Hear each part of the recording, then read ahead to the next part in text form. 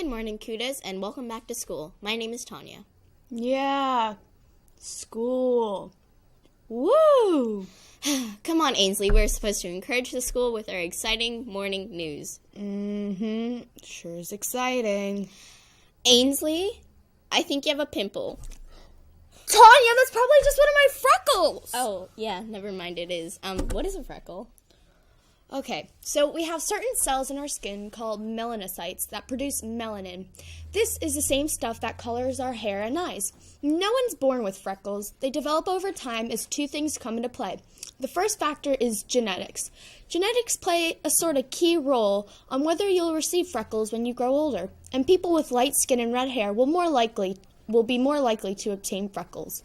The second fact is sunlight. Exposure to the sun cues the cells that create more melanin.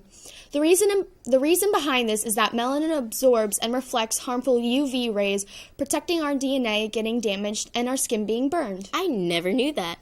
Don't forget, Brookside, that tomorrow there is no school. Now let's get to Kayla for the weather. Hello, Cudas. I'm Kayla, and I'm here for today's weather. But first, a riddle.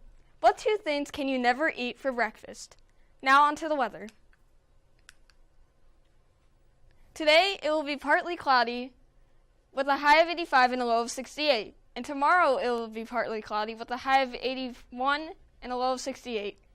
And on Saturday, there will be thunderstorms with a high of 85 and a low of 68. Now for the lunch menu.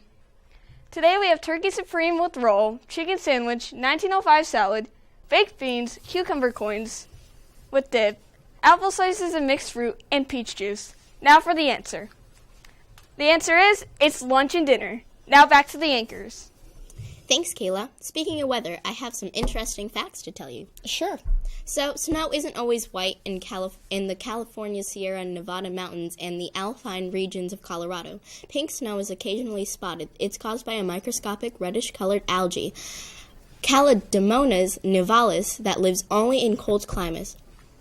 While the locals call it watermelon snow, it is not edible. The algae could be slightly toxic and can give you an upset stomach if you eat it. Another fun fact is the fastest wind gust recorded is 231 miles per hour. During a wild April storm in 1934, a wind gust of 231 miles per hour, 372 kilometers per hour, pushed across the summit of Mount Washington in New Hampshire. This wind speed still stands at the all-time surface wind speed observed by man. If we're talking about weather, then umbrellas are far from perfect. They may protect us from the occasional shower, but it flies away in powerful winds and fails to save us from muddy splashes. A decent amount of designers are putting their heads together to invent the solution. An umbrella called the Rain Guard is folded into a canopy-like style, which fends off incoming car splashes, and it won't fly away as easily with the wind. A rain shader is like a oversized motorcycle helmet without the safeguard across the eyes. If we think about it, really, will there be a perfect umbrella? There is no such thing as perfect. At least the world hasn't found what perfection is.